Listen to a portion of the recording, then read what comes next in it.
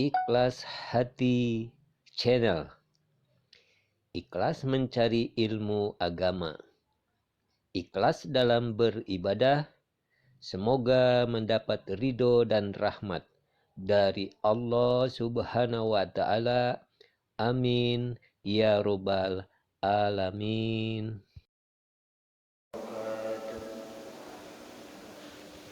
Alhamdulillah, asyhadu an la ilaha illallah wahdahu la syarika lah, wa asyhadu anna sayyidana wa nabiyyana Muhammadan abduhu wa rasuluhu la nabiyya ba'dah.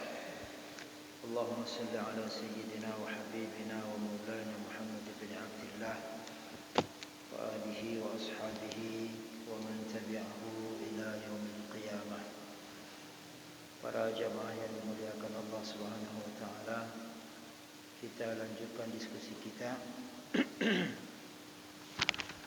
masih berkenaan dengan kewajiban kita berpegang teguh kepada ajaran agama Allah, pada ajaran Islam, di mana setiap kita yang mau berpegang teguh kepadanya, insya-Allah akan Allah berikan kebahagiaan di dunia sampai ke akhirat nanti. Kita awali dengan membaca surah Ali Imran ayat 23 ayat 32. A'udzubillahi minasyaitonir rajim. Bismillahirrahmanirrahim. Qul athi'u Allah war rasul fa in tawallaw fa innallaha la yuhibbul kafirin. Katakanlah hai Muhammad kepada umatmu, taatlah kalian kepada Allah dan Rasul. Maka jika kalian berpaling daripadanya, maka ketahuilah bahwasanya Allah Ta'ala sama sekali tidak suka kepada orang-orang yang kafir. Mungkin sebahagian kita membayangkan kafir itu satu saja. Kafir itu yang tidak beragama Islam disebut dengan kafir. Qul ya ayyuhal kafiruna la a'budu ma ta'budun dan seterusnya. Tapi dengan membaca surah Ali Imran ayat 32 ini, kita menjadi faham bahawa yang Allah istilahkan kafir itu setiap orang yang tidak berpegang teguh kepada ajarannya, tidak mengikuti ajaran Rasulnya, itulah kafir. Kafir artinya ingkar, kufur, tidak patuh. Cuma nanti ada tingkat-tingkatnya, ada tingkatannya. Kalau yang paling besar, ya tak beriman sama sekali kepada Allah, tidak percaya sama sekali kepada Allah, tidak percaya sama sekali kepada Rasul.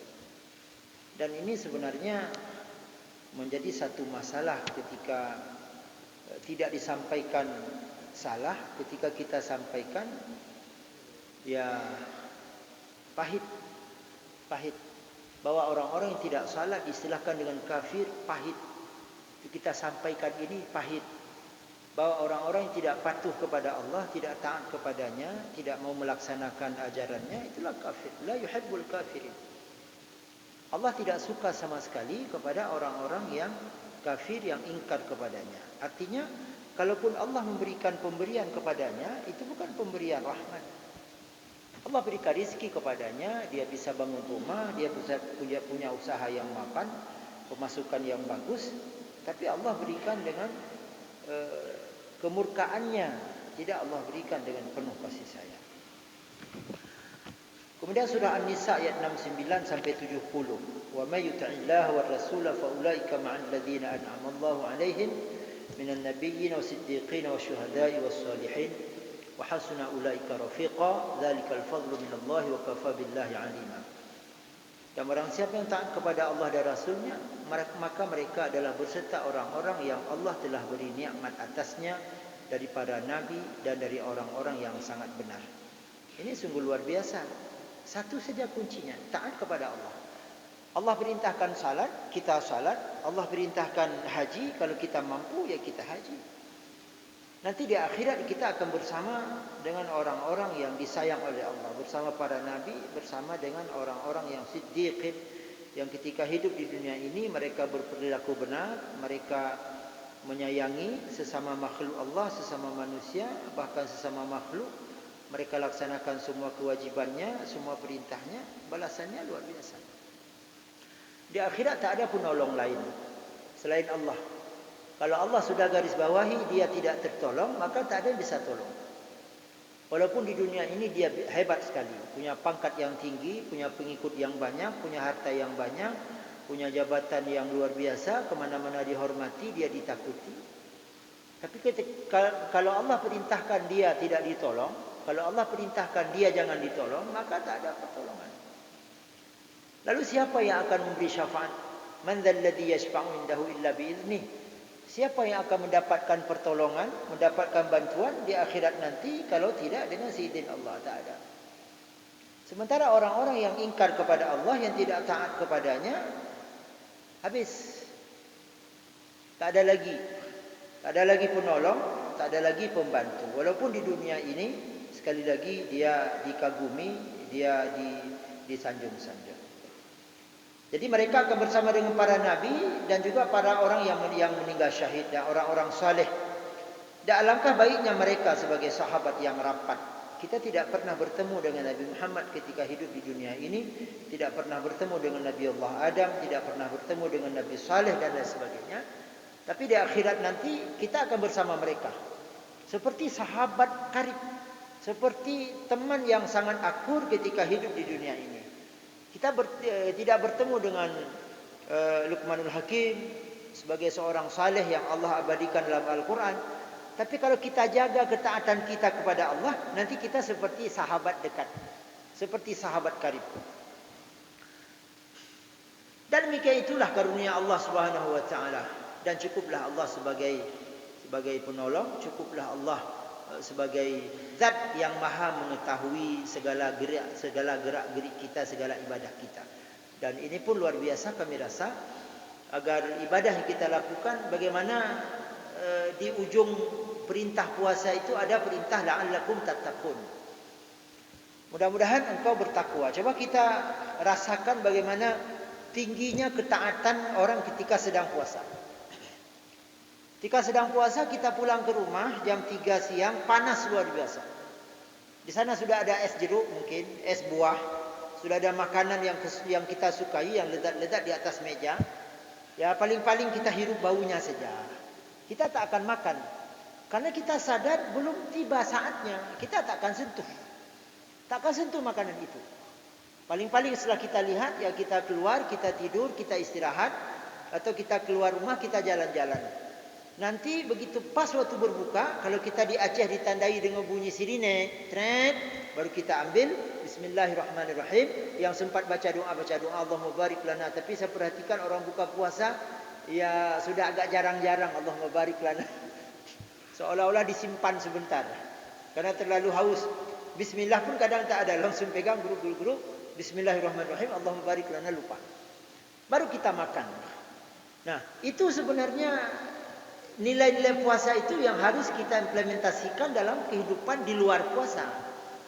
Ketika tiba waktu salat, kita sadar ada zat yang maha mengetahui, yang melihat kita. Bahwa Allah mengontrol kita, bahwa Allah itu raqib. Ketika ada orang-orang punya kesempatan ingin mengambil yang bukan haknya, dia sudah mau tanda tangan bahwa sebenarnya realisasinya 500, tapi pelaporannya 800. Dia sudah mau tanda tangan. Kan Allah melihat. Seperti puasa, Allah melihat tak jadi makan, Allah melihat tak jadi minum, Allah melihat dia tidak sentuh. Nah, jadi nilai puasa itu kita bawa keluar.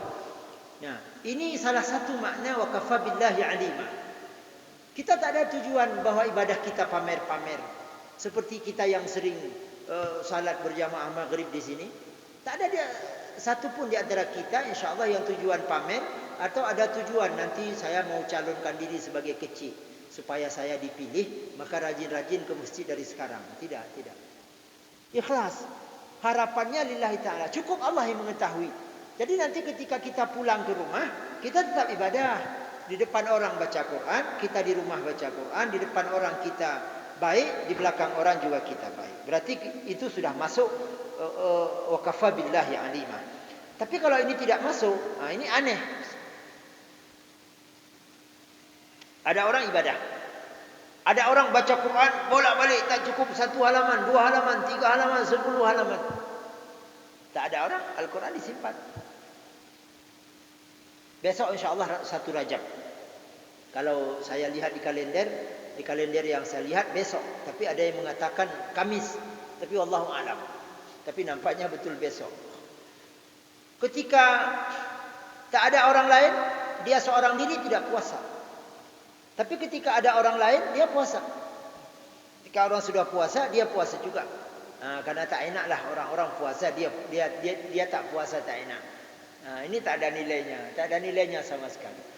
Jadi kita semua mudah-mudahan saya dan kita semua cukup wa kafa billahi alima, ayat ini sebagai pengingat bahawa kita harus benar-benar ikhlas. Setiap amal kita lakukan cukup Allah mengetahui, tak perlu pamer. Tak perlu dengan tujuan supaya diketahui orang. Karena itulah riya, ketika riya maka tidak ada pahala. Kemudian surah Al-An'am ayat 155, wa hadza kitabun anzalnahu mubarak fattabi'uhu wattaqu la'allakum turhamun. Al-Quran ini kami turunkan penuh keberkahan di dalamnya. Maka ikutilah petunjuk Al-Quran dan bertakwalah kepada Allah, la'allakum turhamun, mudah-mudahan engkau diberi rahmat oleh Allah. Ini la'allakum turhamun ini, la'allakum Al-Quran kalau sudah menyebut la'allakum itu bukan la'alla bahasa kita. Kalau la'alla bahasa Arab bahasa kita itu sebuah harapan yang belum tentu terwujud. Semoga besok turun hujan. Semoga tidak hujan lagi. Semoga besok banyak yang laku. Semoga besok, itu sesuatu yang belum pasti. Tapi ketika dikaitkan dengan Al-Quran, la'alla itu sesuatu yang pasti.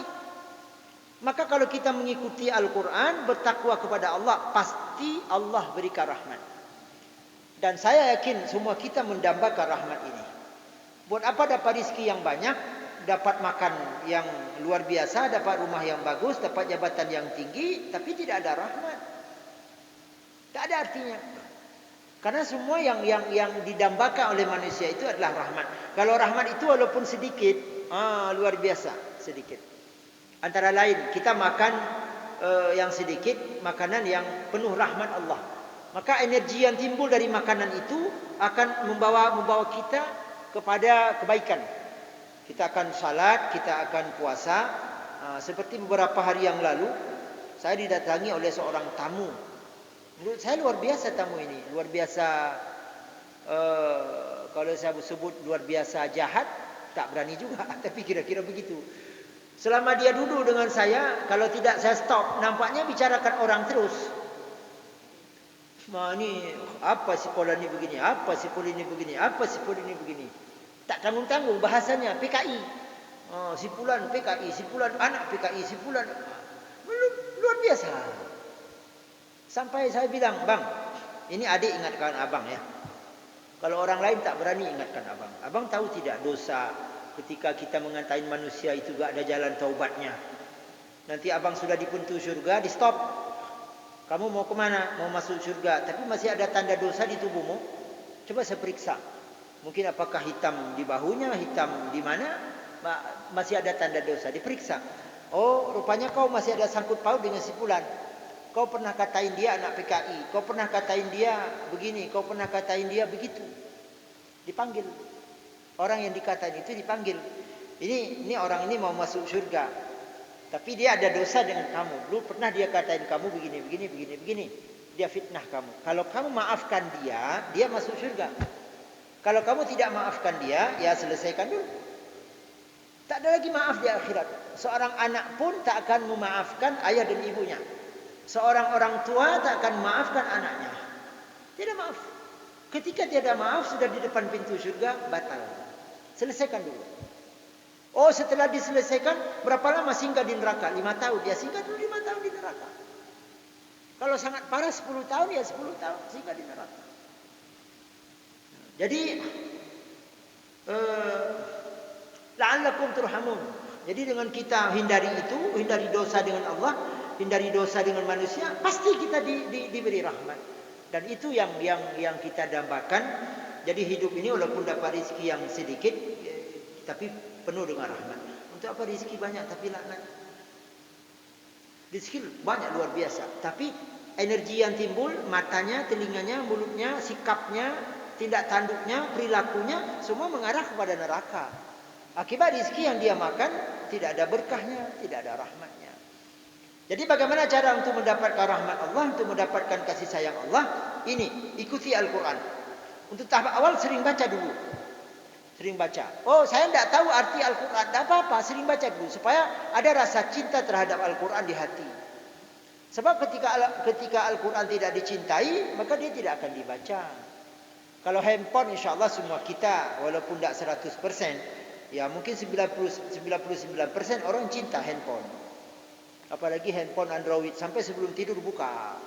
Baca ini, baca itu. Tidur, baru matikan. Bangun pagi hari, siapa tahu belum salat, nyalakan dulu. Sambil wudhu, nyalakan handphone. Selesai dari wudhu, sebelum ke masjid, buka handphone dulu. Apa ada yang masuk, apalagi kalau orang bisnis. Tak pernah lepas daripada handphone. Begitu handphonenya rusak, kalau ada yang tempat servis malam-malam diservis. Karena siapa tahu nanti masuk WA bisnis. Jadi Al-Quran bagaimana bisa masuk seperti itu kepada kita.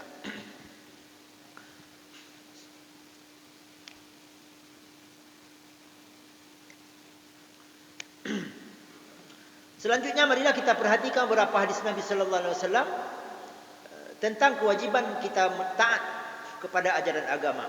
Pertama, hadis riwayat Imam Tabrani. Kata Nabi sallallahu alaihi wasallam, "Ati'uni ma kuntu baina adhhurikum wa 'alaikum bi kitabillah uhillu halalah wa harrimu haramah." Ikutilah aku.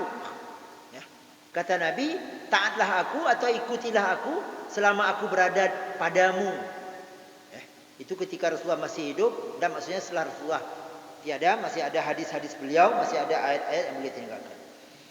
Dan hendaklah kalian berpegang dengan kitab Allah, halalkanlah apa yang dihalalkannya dan haramkanlah apa yang diharamkannya. Dan ini salah satu kunci kesuksesan, salah satu kunci kebahagiaan. Kalau orang sudah tidak mau tahu halal haram, yang penting dapat rezeki, yang penting dapat uang, bahkan mungkin ada oknum yang maksa-maksa. Ketika orang melamar kerja, dia paksa. Baik, kalau kau punya sekian, kau lulus. Ada uang 200? Kalau ada, kau pasti lulus. Mana uang 200? Ya. Mungkin ada oknum-oknum begitu. Di instansi apa? Wallahu a'lam. Dapat nanti 200. Mungkin bagi untuk atasannya sedikit, untuk dia sedikit. Apalagi yang diminta atasan 100. Dia minta 200. 100 bulan untuk dia, nanti 100 bagi lagi dengan atasannya. Bagi lagi dengan sepolan, bagi lagi dengan sepolin. Berarti dia sudah tidak mengharamkan apa yang Allah haramkan.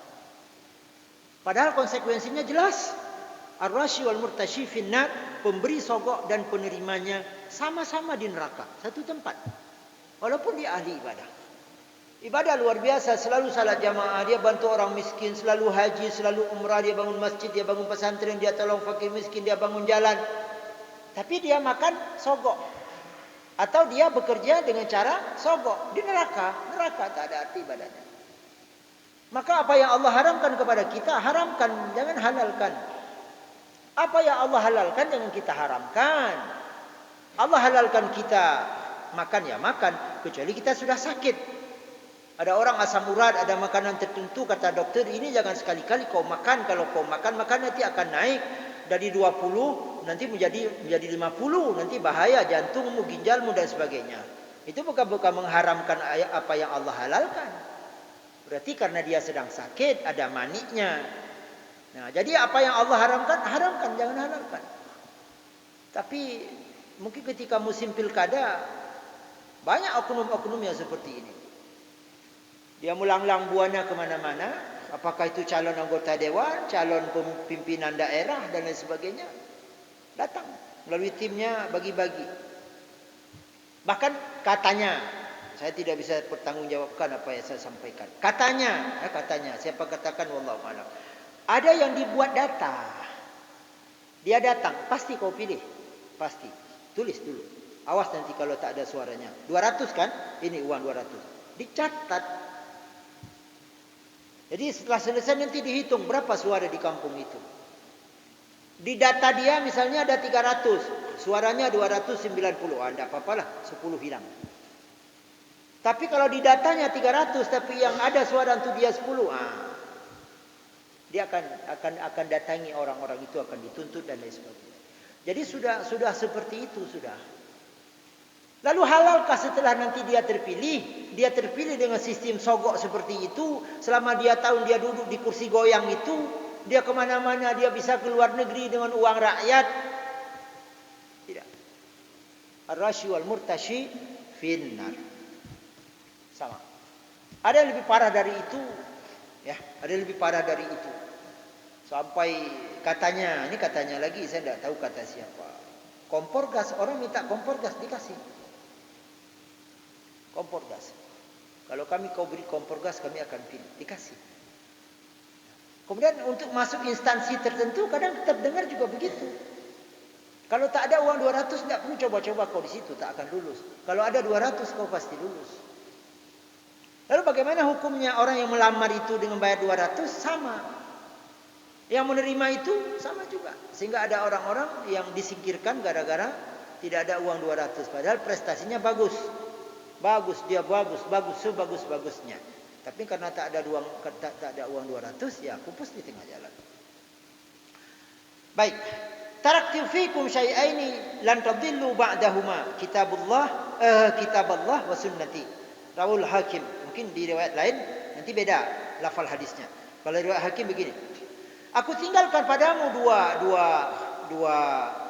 kita sebut dua barang atau dua perkara boleh yang tidak akan sesat kamu selama-lamanya, yaitu kitab Allah, Al-Quran dan sunnahku. Lalu ada yang bertanya, kenapa pula kita baca kitab-kitab karangan ulama? Kenapa tidak langsung ke Al-Quran? Kan yang Nabi tinggalkan Al-Quran dan hadis. Ini perlu pembahasan yang sangat tajam ini. Karena ada orang-orang berkata, untuk apa kita baca kitab karangan ulama yang belum tentu benar? Al-Quran sudah pasti benar, hadis Nabi sudah pasti benar. Jadi kita kembali saja kepada Al-Quran dan hadis. Secara lahiriah, seolah-olah ungkapannya benar. Padahal itu menyesatkan. Kenapa menyesatkan? Tak ada orang sekarang yang mampu langsung memahami hukum langsung dari Al-Quran. Tak ada. Tak ada orang yang langsung baca hadis bisa langsung dia pahami apa maksud hadis itu. Tak mungkin. Kecuali ya perkara-perkara biasa itu okeylah. Tapi perkara-perkara yang ayat-ayat mutasyabihat tak mungkin ada orang sekarang yang bisa langsung masuk dalam Al-Quran. Nah, inilah ulama-ulama dahulu yang dia mampu, yang mereka mampu, mereka karanglah kitab, mereka tulislah kitab yang merupakan penjabaran daripada Al-Quran dan hadis yang kita hari ini kalau boleh saya istilahkan ibarat pisang. Ibarat pisang sudah ditanam, sudah dipupuk, sudah berbuah, sudah matang, tinggal kita makan. Misalnya begini, kalau kita mau cari apa saja kewajiban dalam salat, andaikan para ulama tidak mengumpulkan, sulit sekali. Tapi para ulama sudah mengumpulkan, lihat Al-Quran, lihat hadis. Nanti mereka baru menentukan takbiratul ihram wajib, tak boleh diganti, tak boleh tiada. Iftitah sunat, Al-Fatihah wajib. Itu berdasarkan hadis. Misalnya begini, la salata liman lam yaqra bi Fatihatil kitab. Dan nanti ulama fikih menamakannya rukun. Sebab ada orang-orang sekarang yang berkata, yang ada rukun itu rukun iman dan rukun Islam. Tak ada hadis yang mengatakan rukun salat yang kepala ulum. Padahal itu hanya penamaan saja. Kemudian pembacaan surat setelah Al-Fatihah sunat. Bacaan amin sunat, rukuk wajib, bacaan dalam rukuk itu hukumnya sunat, i'tidal wajib, bacaan dalam i'tidal sunat, sujud wajib, bacaan tasbih dalam sujud sunat dan seterusnya. Kalau kita hari ini cari langsung di Al-Quran, cari di hadis tak dapat. Tak dapat. Jadi para ulama sudah kumpulkan, mereka tulislah dalam sekian ratus ribu mungkin judul kitab fikih yang ada di dunia ini. Kita tinggal baca. Ketika nanti terjadi perbedaan antara satu ulama dengan ulama yang lain, ya silakan. Kita mau ikut ulama ini bismillah, ikut ulama itu bismillah. Asalkan beliau ulama yang diakui kealimannya, yang diakui keilmuannya. Baik para jamaah sekalian, seperti biasa kita punya waktu lebih kurang 14 menit untuk berdiskusi. Mungkin ada yang kita diskusikan, kalau kami dapat menjawabnya silakan. Ya. Waalaikumsalam warahmatullahi.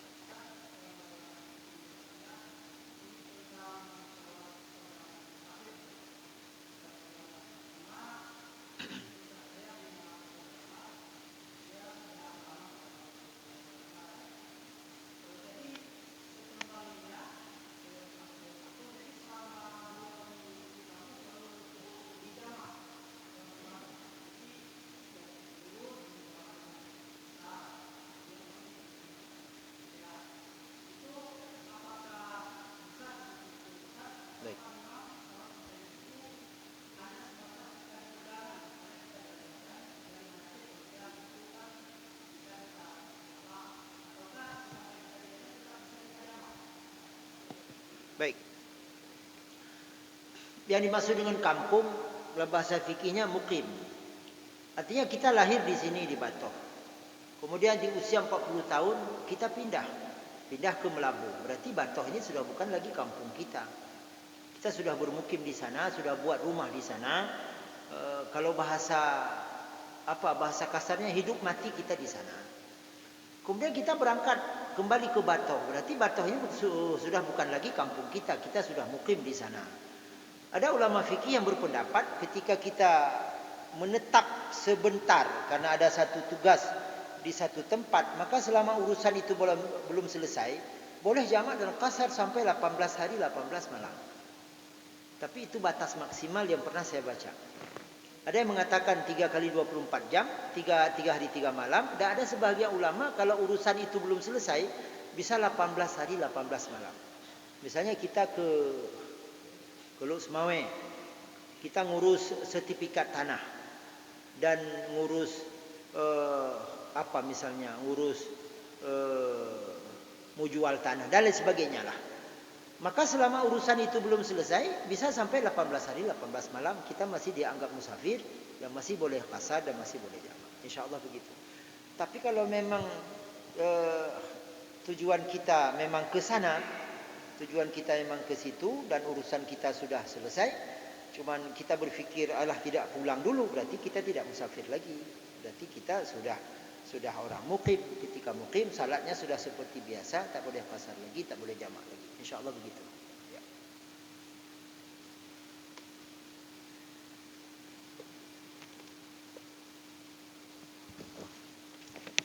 Baik, kalau tidak ada lagi yang kita lanjutkan, kalau tidak ada lagi kita diskusikan, kita sambung. Kita lihat selanjutnya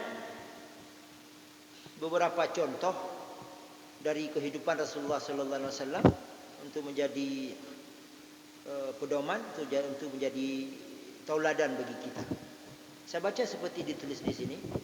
Manusia perlu kepada suatu contoh yang baik pasti dari orang-orang besar yang membawa perubahan baik dalam kehidupan yang memberi manfaat besar bagi peri kemanusiaan, lebih lagi bagi umat yang telah rusak adab dan akhlaknya.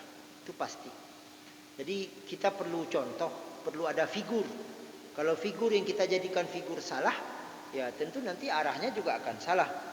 Kalau kita jadikan figur itu benar, maka insyaallah langkah kita pun benar. Ya terutama seperti tadi, orang-orang yang memang kehidupannya sudah rusak, sudah jauh dari tatanan kehidupan yang baik, ya perlu kita kembali kepada contoh.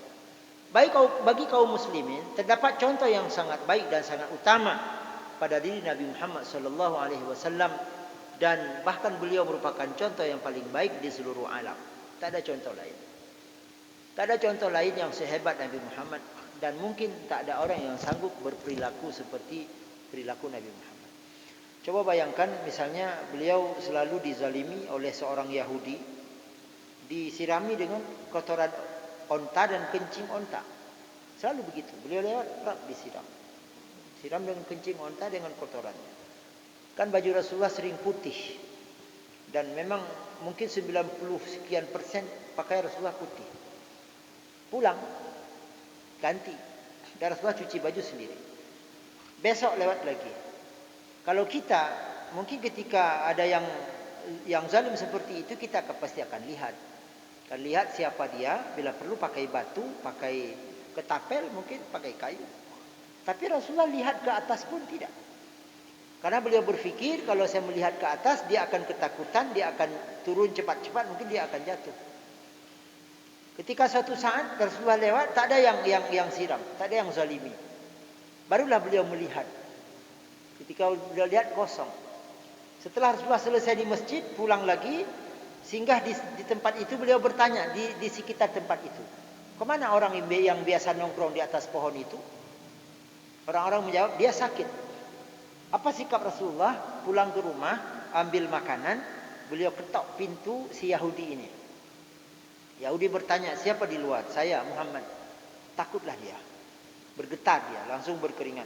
Muhammad, kalau kau mau balas, saya tak berdaya, saya sedang sakit. Tidak, saya datang bukan untuk membalas. Saya datang karena saya mengetahui engkau sedang sakit, saya datang menjengukmu. Lalu Rasulullah ambil kurma, beliau haluskan dengan tangan beliau, disuapi, beliau suapi Yahudi ini sambil menangis terharu, beliau makan, karena ada mukjizat di tangan Rasulullah, si Yahudi ini pun sembuh, dan dia berkata, sungguh akhlakmu mulia Muhammad, sampaikan atau ajarkan kepadaku ajaran yang engkau bawa. Dia bersyahadah. Saya rasa, tapi saya tidak berani vonis. Tapi mungkin orang-orang yang seperti itu nampaknya tak ada lagi sekarang. Tak ada. Tak ada. Kita kadang taruh mobil di situ, taruh mobil, lalu ketika kita mau jalan kita lihat mobil itu sudah tergores. Mungkin kita akan cari tahu siapa yang gores. Kalau dapat kita akan datangi. Atau kita dizalimi seperti itu. Kita difitnah, kita dicaci maki. Bahkan sekarang banyak oknum pejabat, kalau dia tahu orang itu tak dukung dia, maka jangan harap dia akan bantu orang itu. Jika dia terpilih sebagai anggota dewan, dia tahu di kampung itu tak ada suara untuk dia. Saya rasa sudah langka. Walaupun di tempat itu tak ada suara saya tetap akan tolong orang-orang di situ, kampung di situ. Tapi nampaknya langka. Makanya Nabi Muhammad ini, orang-orang di luar Islam cari-cari kelemahannya. Apa kelemahan Muhammad yang dapat kita fitnah? Tak ada. Satu yang mereka dapat, itu menurut versi mereka, bahwa Muhammad ini tukang kawin, kata mereka. Dengan itulah mereka fitnah Nabi Muhammad, bahwa Nabi Muhammad ini hiperseks. Kenapa kalian ikut Muhammad padahal dia dan sebagainya. Padahal kalau kita telusuri, Rasulullah beristri lebih dari satu, itu rata-rata karena menolong mereka, karena suami mereka tewas atau meninggal di medan tempur. Untuk mengobati luka hati mereka, maka Rasulullah menikah dengan para janda yang suami mereka meninggal di medan perang. Kalau lain, mana kelemahan Nabi Muhammad? Orang-orang kafir sendiri, bahkan coba baca, siapa yang karang itu lupa saya. 100 orang paling berpengaruh di dunia. Nomor 1 Nabi Muhammad.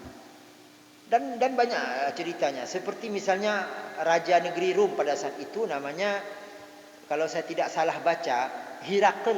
Kalau saya tidak salah baca, namanya Hirakl. Jadi dia mengakui kehebatan Nabi Muhammad. Bahkan Abu Jahal sendiri ketika ditanya, Abu Jahal, bagaimana menurutmu tentang Muhammad? Apakah dia pernah bohong? Apa kata Abu Jahal? Sejak kecil sampai sekarang aku belum pernah tahu Muhammad itu berbohong. Aku belum pernah tahu Muhammad itu dusta. Ditanyakan, kenapa pula kau tak mau ikut? Kalau dia tidak pernah dusta, berarti ajaran yang dia bawa ini benar. Ya, jawabannya karena gengsi. Dia kan ponakanku. Nah, ini masalahnya. Maka bagi kita umat Islam, kita perlu baca lagi. Ya, mungkin saya tidak menuduh. Ada mungkin sebahagian umat yang sudah melenceng dari caranya Nabi Muhammad SAW. Kita kembali, kita baca bagaimana cara Nabi Muhammad dalam keluarga.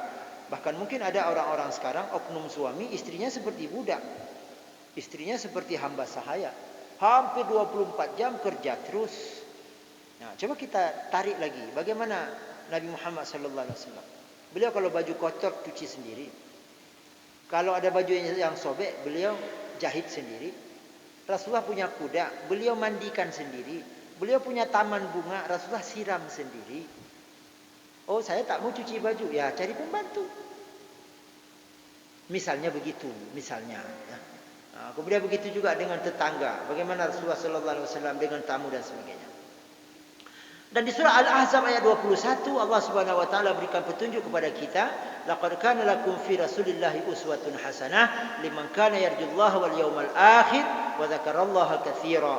Sungguh benar pada diri Rasulullah itu ada contoh teladan yang baik bagimu, yaitu bagi orang-orang yang mengharapkan bertemu dengan Allah di hari akhirat nanti, ya, dan dia menyebut Allah dengan banyak, menyebut Allah dengan sebutan yang banyak. Jadi bagi orang yang meyakini ada akhirat, bagi orang yang meyakini ada kehidupan setelah mati, ada hari akhirat, ada kehidupan nanti, ya, mau contoh teladan yang baik Nabi Muhammad. Nabi Muhammad sudah dijamin masuk surga. tapi ibadahnya luar biasa. Tapi ada orang sekarang yang dia tak tahu tempatnya di mana, tapi tak salat, tak puasa. Ibadahnya asal-asalan, kadang mau kadang tidak. Naudzubillah. Dalam keseluruhan kehidupan Nabi sallallahu alaihi wasallam mengandung contoh kebaikan yang paling tinggi, baik dalam damai atau perang. Nabi Muhammad dalam perang pun hebat sekali aturan perang Islam. Aturan perang Islam hebat sekali. Tak boleh menyakiti musuh yang telah menyerah. Bahkan Rasulullah sallallahu alaihi wasallam mengecek sendiri makanan terhadap tawanan perang. Rasulullah periksa. Ini tawanan sudah dikasih makan? Sudah. Dan Rasulullah tentukan makanannya, dan makanan tawanan perang lebih lezat dari makanan umat Islam pada saat itu. Umat Islam berperang, lalu kafir menyerah, ditawan, kafir kalah, ditawan. Makanan tawanan itu lebih lezat daripada pasukan muslim. Begitu Rasulullah sallallahu alaihi wasallam. Sehingga sekali lagi mau dicari keburukan Nabi Muhammad itu tak ada. Yang ada sekarang hanya fitnah saja. Di mana-mana orang-orang di luar kita menebarkan fitnah, itu semua adalah fitnah. Tak ada. Di mana mereka mau cari? Dengan musuh sedang perang ada aturannya. Tak boleh menyerang wanita, tak boleh menyerang anak-anak. Bahkan tawanan harus diperlakukan dengan baik, tak boleh ada siksaan terhadap tawanan. Ya, walaupun kita dengar ya kadang-kadang ketika umat Islam ditahan oleh misalnya oleh Israel, pada umat Islam Palestina yang ditangkap kadang-kadang disiksa sampai mati, kita dengar begitu, tapi Islam tidak membolehkan itu. Maka sekali lagi contoh teladan yang paling baik bagi kita adalah Nabi Muhammad sallallahu alaihi wasallam, yang mungkin hari ini mulai ada upaya dari orang-orang tertentu kita dijauhkan. Dan ketika ada kesalahan-kesalahan umat Islam itu menjadi viral, diviralkan. Lihatlah muslim, lihatlah umat Islam begini-begini. Padahal yang salah bukan Islamnya. Yang salah orangnya, bukan agamanya yang salah. Ketika kita misalnya dizalimi, Islam tidak memerintahkan kita harus balas. Tak ada perintah dalam Islam kita harus balas. Jadi seperti itu. Ya.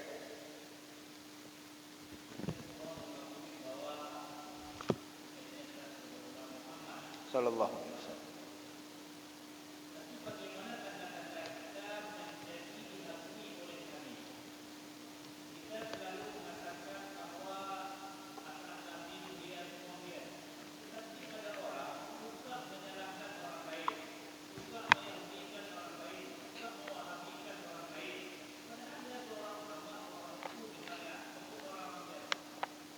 Baik.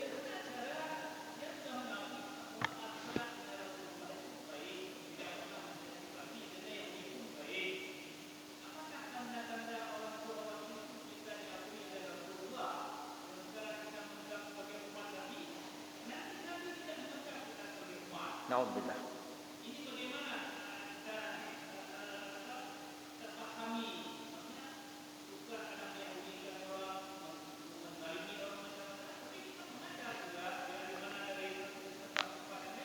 Baik. Pertama, kita melihat itulah sisi kelemahan kita. Kadang beda kita baca, beda dalam praktek. Kalau Nabi Muhammad tidak.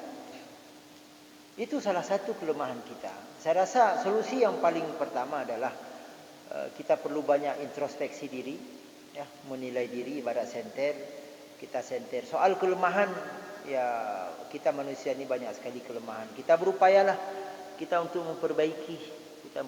Kalau memang ada di antara kita yang memang suka seperti itu, asal berbeda dengan kita langsung dia katakan PKI, anak Yahudi dan lain sebagainya. Ya mudah-mudahan bisa memperbaikilah, kita diperbaiki.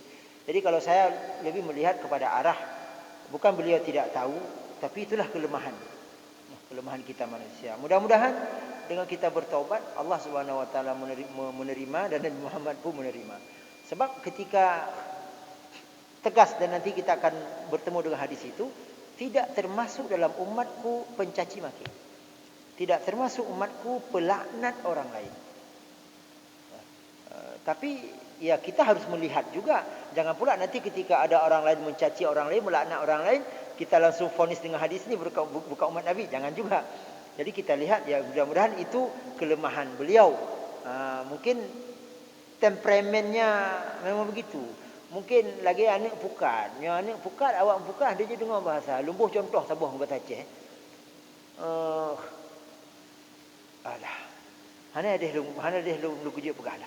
Lu kawak lu pawang pukat dari pukat udah icok engkau lego apa. Oh mau handa je dengar bahasa, handa je dengar hanyi lu. Nyan mungkin karakter. Kon handa rupanya handa je kun. Menyo bahasa kamu lu pantek mah kah kepikir kah yang macam nak bagi nak sebagainya. Nyan kon handa rupa karakter. Tapi mudah-mudahan orang-orang yang seperti tadi juga seperti itu. Ya mudah-mudahan kita semua dapat memperbaiki diri setiap hari terus dan semakin hari menjadi baik. Dan semoga Allah menerima kita dan Nabi Muhammad mengakui kita sebagai umatnya yang akan diberi syafaat di akhirat nanti. Lebih dan kurang saya mohon maaf. Wassalamualaikum warahmatullahi wabarakatuh.